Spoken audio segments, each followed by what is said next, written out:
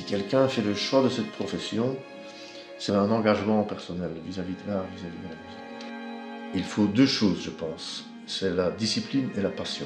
Si vous avez du talent, mais que la passion ou la discipline vous manque, il faut considérer autre chose comme activité professionnelle. Fais-moi ça le trio.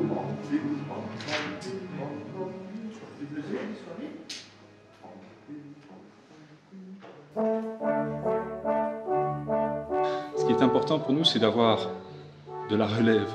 Parce qu'on vieillit tous, hein, donc à un certain moment, il faut quand même pouvoir intégrer de nouveaux éléments et leur donner la possibilité justement de goûter et de comprendre la manière dont le travail se fait.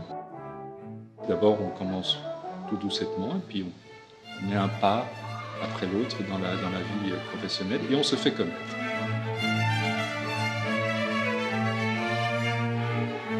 Il faut toujours essayer de garder cette priorité de travail. Et donc oui, bien sûr, parfois on se dit ce soir je vais pas sortir parce que demain j'ai répétition. Donc, Demain.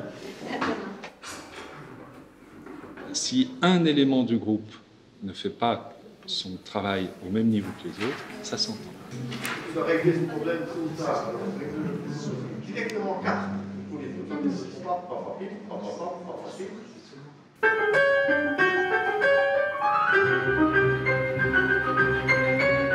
On a eu l'occasion en fait de le travailler avec un quintet à cordes pour l'examen de Pauline en fait. On a eu le temps de prendre un peu nos marques avec l'œuvre, donc c'est... Avec l'œuvre, mais pas avec les musiciens. Oui, c'est notre première répétition avec l'orchestre aujourd'hui, la dernière aussi. Puisque le concert est samedi. Tous les étudiants qui arrivent en Master 2 devraient pouvoir se présenter dans cette situation. Naturellement, nous n'avons que 2 concerts avec l'orchestre. Il n'est pas possible de faire jouer tout le monde.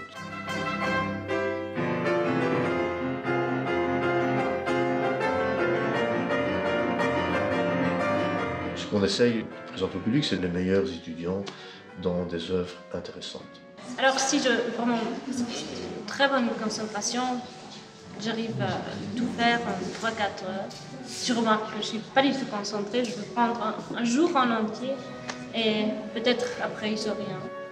Donc pour préparer, ça a besoin de mûrir, d'être intégré, parce que chaque musique possède ses propres codes, chaque compositeur, code d'écriture, d'intervalle, etc. Donc il faut se l'approprier.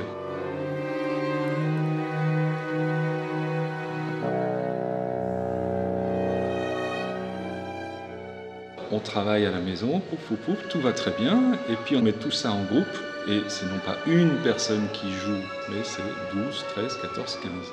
Et alors il faut que les sonorités, que les rythmes, que tout se mette ensemble.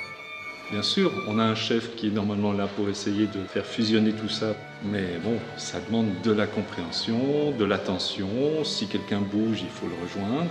Il ne faut pas rester campé sur ses certitudes. Donc j'ai l'opportunité de diriger 2 programmes complets.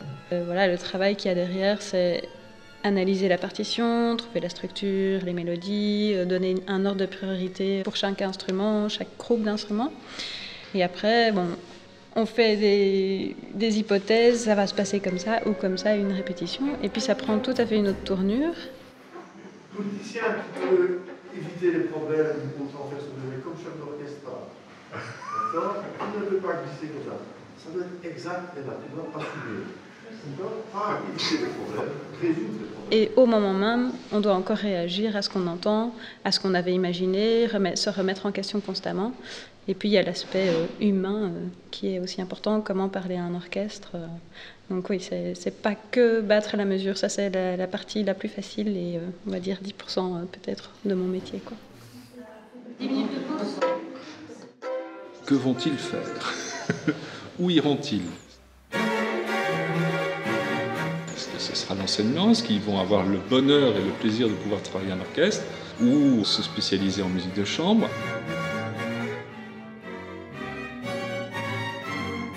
C'est la difficulté qu'on a toujours connue, et cette difficulté s'accroît. De très grands musiciens ont parfois connu le bagne avant de se faire reconnaître comme musicien, ou ont dû faire pendant des périodes de leur vie carrément autre chose, un autre métier pour gagner sa vie.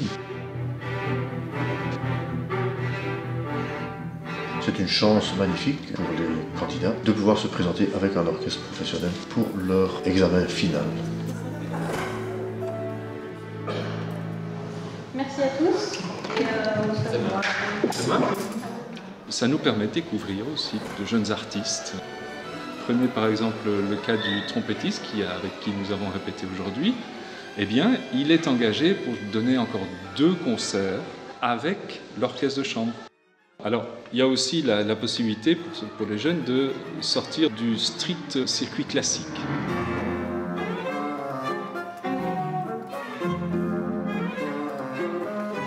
Si vous êtes bon instrumentiste, que vous êtes assez doué, avec beaucoup d'ouverture d'esprit et d'ouverture vers d'autres musiques, il y a moyen de bien se débrouiller. C'est vrai qu'on progresse énormément en une semaine et on prend confiance aussi. Au fur et à mesure des jours, je vois que j'ai un meilleur contact avec les musiciens, que ça se passe mieux. C'est devenu automatique. C'est comme brosser les dents le soir, travailler. Voilà, c'est parce qu'on nous rend heureux, donc c'est pas que c'est une contrainte de devoir travailler. On ne le voit pas du tout comme ça. Van Gogh n'a pas commencé à peindre en calculant combien de tableaux il pourrait rendre et combien de maisons, de voitures il pourrait avoir. Il avait la nécessité de peindre. Alors si vous avez la nécessité de composer, la nécessité de jouer le piano ou de vous exprimer avec le violon, faites-le. Et puis vous verrez ce qui va se passer. Mais les bons, comme toujours, se débrouillent. Voilà.